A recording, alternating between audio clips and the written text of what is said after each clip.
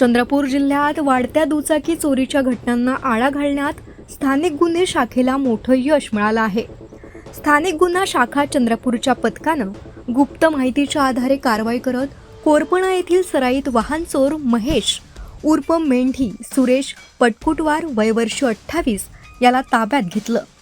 चौकशी दरम्यान आरोपीनं विविध ठिकाणी दुचाकी चोरी केल्याची कबुली दिल्यानंतर पोलिसांनी पुढील तपासाची चक्रे फिरवली आहे.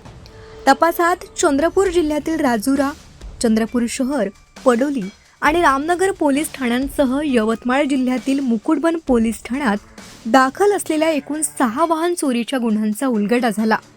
आरोपीकडून हिरो स्प्लेंडर, स्प्लेंडर प्रो आणि पॅशन प्रो अशा विविध कंपन्यांच्या 6 मोटरसायकली जप्त करण्यात आल्या.